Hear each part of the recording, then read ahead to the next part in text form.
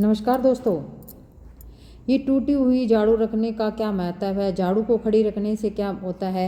ये रात को झाड़ू लगाने से क्या होता है? आज एक सच्ची कथा के माध्यम से हम आपको बताएंगे झाड़ू के जीवन का कितना अधिक महत्व है। झाड़ू कंगाल और धनवान को कंगाल कर सकती है।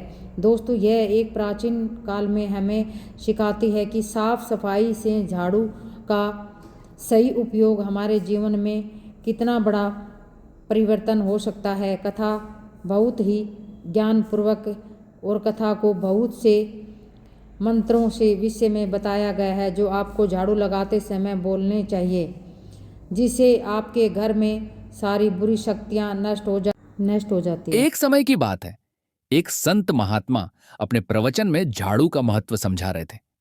वे भक्तों को बता रहे थे, झाड़ू लगाते समय यह मंत्र बोला करो, ओम रौद्र के गिरि के नमः। इसका अर्थ है हे दुर्गा स्वरूपिणी देवी, आपके गिरि नामक स्वरूप को प्रणाम है। इस मंत्र के उच्चारण से घर की नकारात्मक ऊर्जा नष्ट होती है। श्रद्धालुजन मंत्र ध्यान से सुन रहे थे।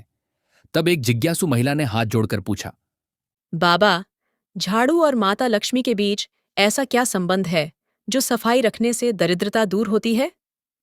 महात्मा जी मुस्कुराए और बोले, बेटी, तुम्हारे प्रश्न का उत्तर एक कथा से मिलेगा। सुनो, मैं तुम्हें दो स्त्रियों की सच्ची कथा सुनाता हूं, जिसे सुनकर तुम स्वयं समझ जाओगी कि घर की पवित्रता में ही लक्ष्मी का वास क्यों होता है। इतना कहकर संत ने आंखें मूंद दी और भगवान का स्मरण करते हुए कथा आरंभ की। बहुत समय पहले की बात है। एक सुंदर पहाड़ी गांव में दो पड़ोसिनें रहती थीं। दोनों ही विवाहित स्त्रियां थीं, पर स्वभाव और आदतों में एक दूसरे से बिल्कुल भिन्न। पहली का नाम सुशीला था। सुशीला जितनी सरल स्वभाव की थी, उतनी ही मेहनती भी। वह रोज तड़के सुबह उठकर सबसे पहले अपने आंगन में झाड़ू लगाती, पूरे घर को साफ करती। उसका मानना था कि स्वच्छता ईश्वर की पूजा के समान है। झाड़ू लगाते समय सुशीला भगवती लक्ष्मी का स्मरण करती। जैसे ही भोर होती, वह हल्की आवाज में मंत्र गुनगुनाती हुई मार्जनी हस्ते शुभे, दरिद्रता विनाशाय, पुण्यम देहि नमोस्तुते। जिसका अर्थ था, हे महादेवी, आपके हाथ में यह झाड़ू पवित्रता का प्रतीक है। इससे दरिद्रता का नाश हो और हमें पुण्य प्राप्त हो। सचमुच झाड़ू लगाते समय सुशीला को लगता मानो वो अपने घर के साथ साथ अपने मन की गंदगी भी साफ कर रही है। दूसरी पड़ोसन का नाम था मीना। मीना सुशीला की ही उम्र की थी, लेकिन स्वभाव इसके विपरीत। वह काफी आलसी और लापरवाह थी। सुबह देर तक सोना, घर का काम टालना और साफ सफाई से जी चुराना उसकी आदत थी। मीना के घर के आंगन में अक्सर कचरे के ढेर पड़े रहते, कोनों में जाले लग जाते, लेकिन उसे परवाह नहीं थी। वह कहती, मैं कोई नौकरानी नहीं जो रोज झाड़ू लगाती फिरूं। इससे क्या ही फर्क पड़ता है। उसकी इस उदासीनता के कारण घर में जगह जगह धूल और गंदगी जम गई थी। सुशीला अपने घर को मंदिर की तरह सहेज कर रखती थी। वह झाड़ू लगाने के बाद आंगन के एक कोने में ही झाड़ू को पीछे की ओर छिपा कर रखती, ताकि किसी अतिथि की नजर उस पर न पड़े। वह कभी भी झाड़ू को पैर से नहीं लगने देती थी। अगर गलती से उसका पैर झाड़ू को छू जाता, तो वह तुरंत हाथ जोड़कर क्षमा करना माता कहकर माफी मांग लेती। उसे बचपन से उसकी मां ने सिखाया था कि झाड़ू में लक्ष्मी का वास है, इसका अनादर नहीं करना चाहिए। उधर मीना का हाल बिल्कुल उलट था। वह झाड़ू को कभी भी कहीं भी फेंक देती। कभी आंगन के बीचों बीच झाड़ू पटक देती, तो कभी दरवाजे पर ही छोड़ देती, जहां से गुजरते हुए सबका पैर उस पर पड़ता। उसकी झाड़ू भी पुरानी होकर टेढ़ी मेढ़ी और थोड़ी टूट गई थी, पर मीना नई झाड़ू लाने की बजाय उसी टूटी झाड़ू से काम चलाती रहती थी। कई बार सुशीला ने उसे समझाया, बहन, टूटी झाड़ू से मत झाड़ू लगाया करो, ये अशुभ होता है, इसे बदल दो। पर मीना हंसकर टाल देती। अरे, तुम्हारे वो देवी देवता क्या हमारे झाड़ू से नाराज होंगे? ये सब अंधविश्वास है। मेरे पास फालतू समय नहीं इन बातों के लिए। सुशीला को मीना की बातें सुनकर दुख होता। वह सोचती कि काश मीना समझ पाती कि यह कोई अंधविश्वास नहीं, बल्कि सदियों से चली आ रही अनुभूत सत्य है।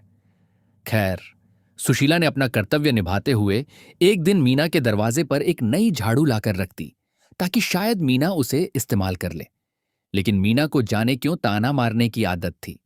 उसने नई झाड़ू देखकर सुशीला से कहा, तुम्हें बड़ी फिक्र है मेरी झाड़ू की। इतनी दया मत दिखाओ, मुझे उपदेश देने की जरूरत नहीं। सुशीला ने शांत स्वर में कहा, मैंने तो बस तुम्हारी सहायता के लिए रखा था, बुरा मत मानो।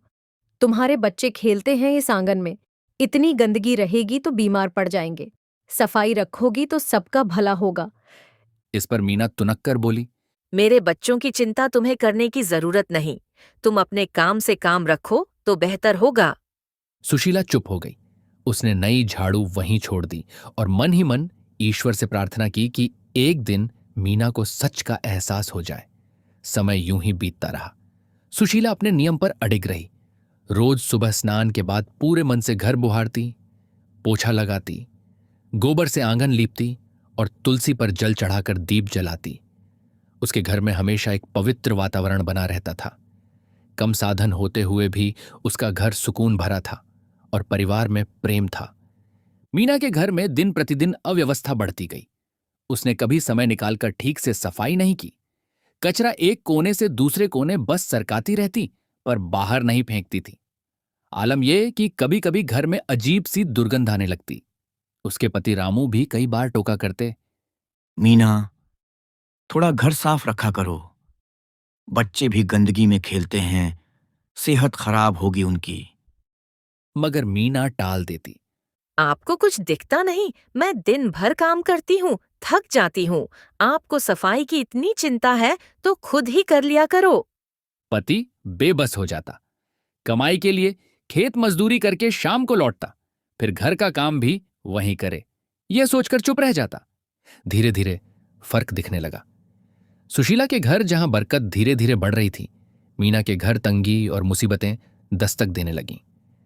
सुशीला का पति श्याम एक साधारण नौकरी करता था। आय ज्यादा नहीं थी, मगर उनके खर्चे सुचारू चल रहे थे। उल्टा कभी कभी अचानक अन्न या धन का आगमन हो जाता। एक बार की बात है, सुशीला को झाड़ू लगाते लगाते आंगन में एक चमकता हुआ सिक्का मिला।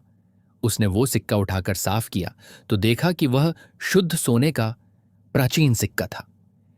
हैरान होकर उसने वह सिक्का घर के मंदिर में मां लक्ष्मी के चरणों में रख दिया और पति से परामर्श किया। उन्होंने ईमानदारी रखते हुए अगले दिन गांव के प्रधान को वह सिक्का सौंप दिया, क्योंकि शायद किसी कीमती चीज के खोने की खबर आई थी। प्रधान ने उनकी ईमानदारी से खुश होकर इनाम स्वरूप उन्हें कुछ धनराशि दी। सुशीला और श्याम ने वह धन जरूरतमंदों में बांट दिया और थोड़े से पैसे से घर के लिए राशन ले आए। सुशीला ने कहा, यह माँ लक्ष्मी की कृपा है जो हमें थोड़ी समृद्धि मिली।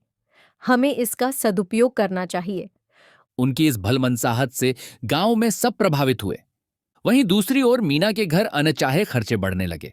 उसके बच्चे बार बार बीमार पड़ने लगे। कभी बड़े बेटे को खांसी जुकाम हो जाता तो कभी छोटी बेटी को बुखार। डॉक्टर पर पैसे खर्च होते गए। घर में पहले से ही आमदनी कम थी, उस पर यह खर्चा बढ़ा तो घर का बजट गड़बड़ा गया। एक दिन तो हद हो गई। मीना के घर से जुड़ी एक विचित्र घटना घटी। उस शाम सूरज ढल चुका था, अंधेरा गहरा होने लगा था। मीना के बच्चे आंगन में खेलते खेलते घर के अंदर आ गए थे। रामू काम से लौटा नहीं था। मीना रसोई में खाना बनाने की तैयारी कर रही थी। इतने में अचानक उसे आंगन से कुछ फुसफुसाहट की आवाज सुनाई पड़ी। वह चौंकी। इस समय वहां कौन हो सकता है? बच्चे तो अंदर ही हैं। उसने धीमे कदमों से खिड़की से झांककर बाहर देखा। धुंधलके में आंगन के कोने में जहां टूटी पुरानी झाड़ू पड़ी थी, उसे एक अजीब सी परछाई दिखाई दी। मीना की सांसें तेज हो गईं। उसने ध्यान से देखा। एक वृद्ध औरत की आकृति झाड़ू के पास बैठी हुई थी। उस औरत के बाल बिखरे हुए, लंबे और धूल धूसरित थे। उसके वस्त्र मैले कुचैले लाल रंग के थे। आंखें अंगारों की तरह लाल चमक रही थीं। उसका चेहरा इतना डरावना था कि मीना का खून जमा जाए। वह कुशलता से पहचान नहीं पा रही थी कि यह असली कोई जीव है या छाया, पर उस आकृति की उपस्थित से सारा आंगन जैसे ठंडा पड़ गया था। मीना ने हिम्मत जुटाकर पूछा, कौन है वहां? लेकिन जवाब में एक भयानक कर्कश हंसी सुनाई दी। वह औरत जैसी परछाई धीरे से उठी और लड़खड़ाते कदमों से झाड़ू को उठाकर सहलाने लगी।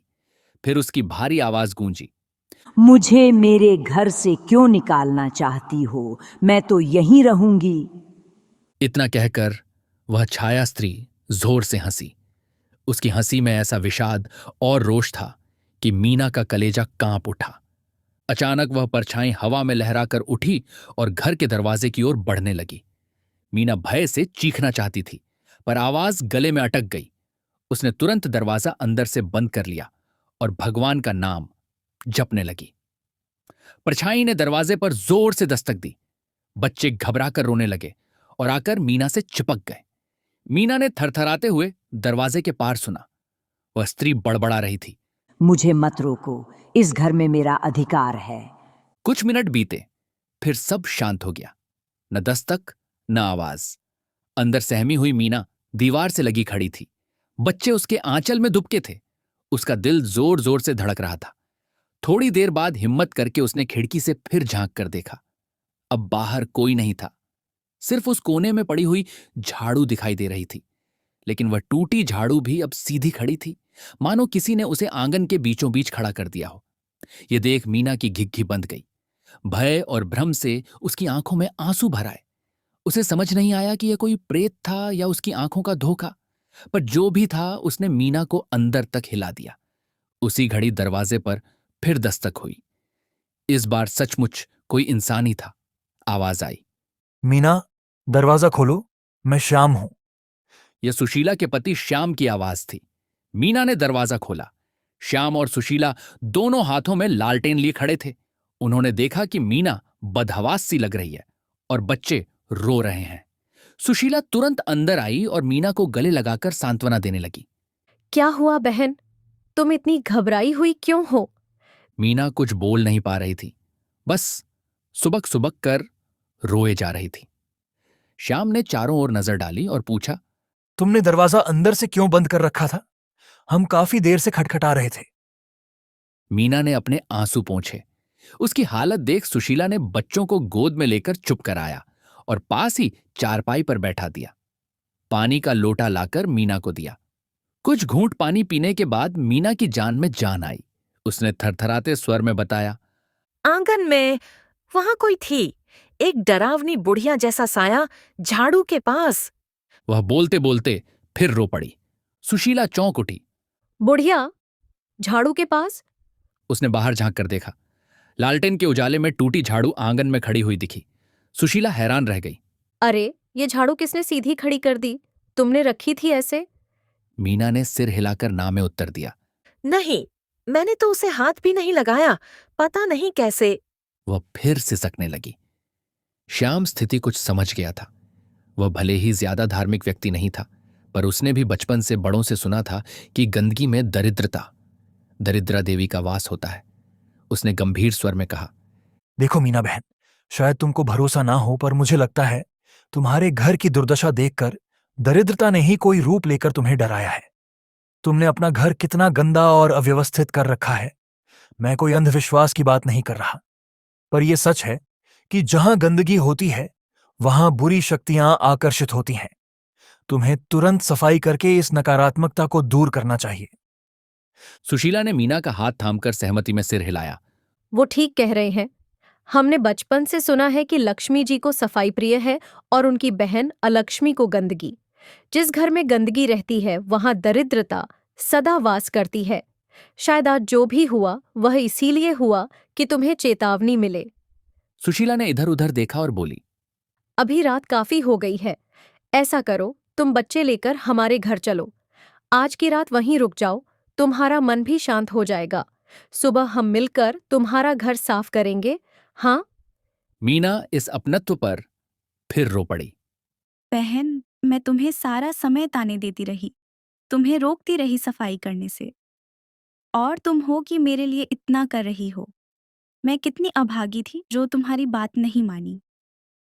सुशीला ने उसके आंसू पोंछे। पिछली बातों को भूल जाओ। ईश्वर ने चाहा तो सब ठीक हो जाएगा। अभी चलो हमारे घर। उस रात मीना अपने दोनों बच्चों को लेकर सुशीला के घर सोने चली गई। सुशीला ने प्रेम पूर्वक उनके खाने पीने का प्रबंध किया। मीना मन ही मन लज्जित थी और कृतज्ञ भी। उसने अनुभव किया कि सुशीला के घर का वातावरण कितना शांत और सुखद है, मन को सुकून देने वाला। वही गांव, वही माहौल, लेकिन अंतर सिर्फ इतना कि यहां हर चीज साफ सुथरी और सुव्यवस्थित थी। मंद दीपक जल रहा था और तुलसी के पास अगरबत्ती की भीनी सुगंध फैली थी। मीना को बरसों बाद जैसे आत्मिक शांति का अनुभव हुआ। उसे अपनी भूल पर पछतावा होने लगा। उस रात जब सब सो गए, मीना की आंखों से आंसू बहते रहे। वह पहली बार ईश्वर से सच्चे हृदय से प्रार्थना कर रही थी। हे भगवान, मुझे क्षमा करो।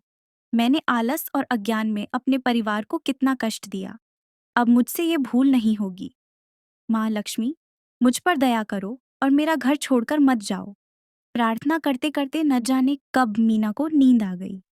अगली सुबह भोर से पहले ही सुशीला जाग गई। उसने स्नान कर अपनी पूजा संपन्न की और फिर धीरे से मीना को जगाया। मीना भी आज जल्दी उठने को तैयार थी। उसने अनुभव किया कि जल्दी उठकर स्नान करके कितनी ताजगी महसूस होती है। दोनों स्त्रियां मिलकर सबसे पहले मीना के घर की सफाई करने में जुट गईं। सुशीला ने एक पल भी यह एहसास नहीं होने दिया कि वह पराई गृहस्थी की सफाई कर रही है। वो पूरे प्रेम से ऐसे कर रही थी मानो अपना ही घर हो। मीना को आश्चर्य हुआ कि घर की सफाई करना इतना भी मुश्किल काम नहीं था। कुछ ही देर में ढेरों कचरा इकट्ठा हो गया था, जिसे अब तक वह नजरअंदाज करती आई थी। सुशीला ने झाड़ू उठाते समय मुस्कुराकर मीना को याद दिलाया, लो बहन, पहले इस झाड़ू का आदर से पूजन कर लेते हैं। सुशीला ने एक थाली में थोड़ी हल्दी कुमकुम और फूल लाकर झाड़ू पर लगाया और दिया दिखाकर प्रणाम किया। उसने धीमे स्वर में मंत्र बोला, क्षुत पिपासामलां ज्येष्ठामलक्ष्मीं नाश्याम्यहम् अभूतिम समृद्धिम च सर्वाम निर्नुद्ध में गृहात्। इसका अर्थ उसने मीना को समझाया। हम प्रार्थना करते हैं कि दरिद्रता रूपी ज्येष्ठा अलक्ष्मी का हमारे घर से नाश हो और सब अशुभ दूर हो जाएं। मीना ने हाथ जोड़कर माथा झुकाया और अश्रुपूर्ण नेत्रों से अपने घर के द्वार पर खड़ी होकर आसमान की ओर देखा, मानो वह मां लक्ष्मी से आशीर्वाद मांग रही थी कि आज से उसके जीवन में पवित्रता और समृद्धि का प्रकाश भर दें। फिर सुशीला और मीना ने मिलकर घर के कोने कोने में झाड़ू लगाया। झाड़ू चलते समय उड़ती धूल में मीना को अजीब संतोष महसूस हुआ, मानो वर्षों से रुकी हुई रुकावटें आज हटती जा रही हों। उन्होंने सारा कचरा बाहर इकट्ठा करके फेंक दिया, घर के जाले उतारे, बर्तन साफ किए, फर्श पानी से धोया। दोपहर तक मेहनत करके दोनों ने पूरा घर चमका दिया। अब मीना का घर किसी नए घर जैसा लग रहा था, साफ, उजला और तरोताजा। कमरों में धूप और हवा भरकर जैसे सारी नकारात्मक ऊर्जा भी उड़ गई। जब सब काम हो गया तो सुशीला ने तुलसी के सामने दीपक जलाकर लक्ष्मी जी की आरती गाई। मीना भी आरती में पूर्ण भाव से शामिल हुई। उसने हृदय से मां लक्ष्मी को अपने घर वापस आने का निमंत्रण दिया। सुशीला ने अंत में मीना को वही नई झाड़ू भेंट की जो पिछली बार वह छोड़ गई थी। मीना ने विनम्रता से उस झाड़ू को दोनों हाथों से ग्रहण किया और उसकी पूजा की। उसने प्रतिज्ञा की कि वह आज से रोज सुबह स्नान करके इसी झाड़ू से अपने घर आंगन को ऐसे ही स्वच्छ रखेगी और कभी भी गंदगी को जमने नहीं देगी। देखते ही देखते बदलाव दिखाई देने लगा। उसी शाम जब रामू काम से लौटा तो घर का रूप देखकर अवाक रह गया। हर चीज चमक रही थी। बच्चे भी नहा धोकर साफ कपड़ों में खेल रहे थे। वातावरण में एक अजीब सी सकारात्मक शांति थी। रामू ने हैरानी से पूछा, ये किसने कर दिखाया? मीना की आंखें छलछला उठीं। उसने पास खड़ी सुशीला की ओर कृतज्ञता से देखा और बोली, हम दोनों ने मिलकर किया और आगे से मैं हर दिन खुद ये करूंगी। रामू को अपनी आंखों पर भरोसा नहीं हुआ, पर बहुत खुशी हुई कि उनकी पत्नी में यह परिवर्तन आया है। उसने सुशीला को धन्यवाद दिया। सुशीला ने हंसते हुए कहा, भैया, मैं कुछ नहीं, ये सब मीना ने अपने परिवार के प्यार के लिए किया है। अब यह खुद अपने घर की लक्ष्मी बन गई है।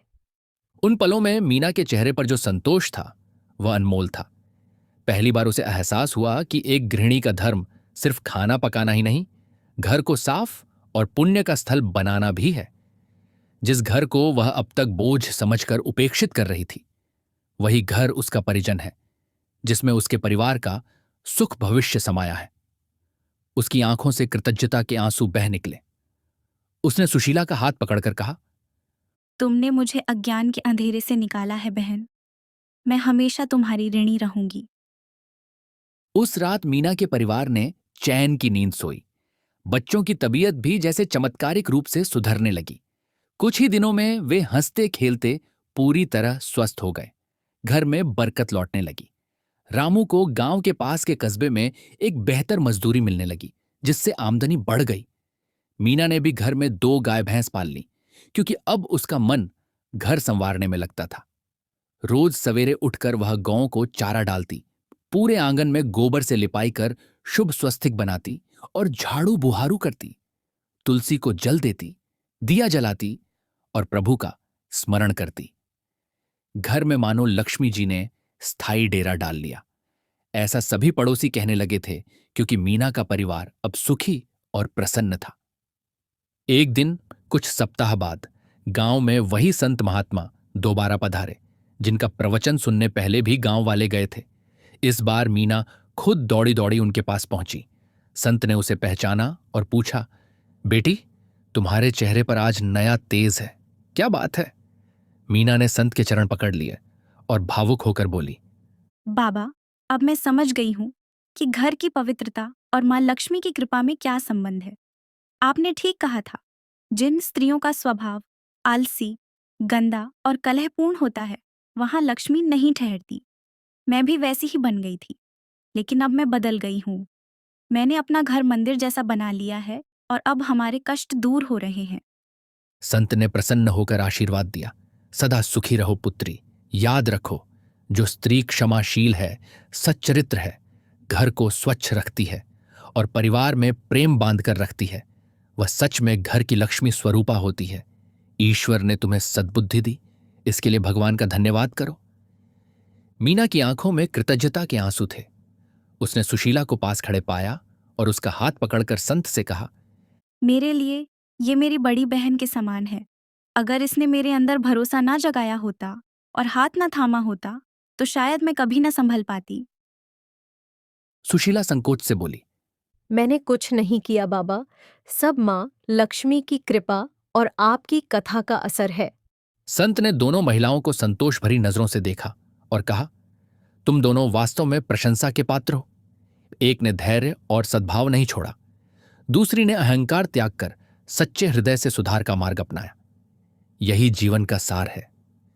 इसके बाद संत ने गांव वालों की ओर देखते हुए जोर से कहा, कई बार लोग अज्ञानवश छोटी छोटी बातों पर ध्यान नहीं देते।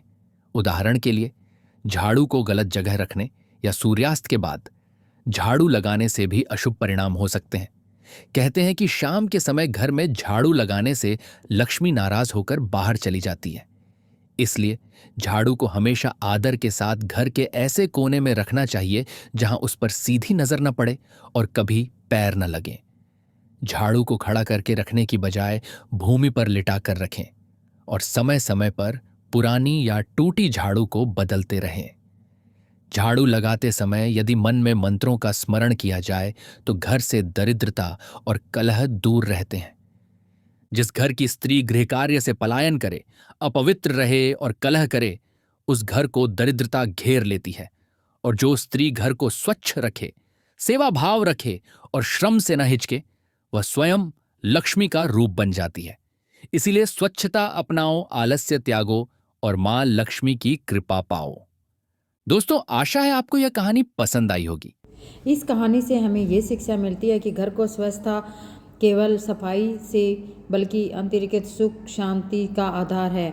माँ लक्ष्मी की कृपा पाने के लिए घर में दोनों को स्वच्छ रहना चाहिए। और घर आपको कथा को सुनकर अच्छा लगा होगा, कृपया इसे लाइक करें और अपने विचार कमेंट में ज़्यादा से ज़्यादा लोगों तक शेयर करें और हमारे चैनल को सब्सक्राइब करें। आपकी सहयोग से प्रत्येक कहानियाँ हम आप तक पहुँचाने की कोशिश करेंगे। धन्यवाद।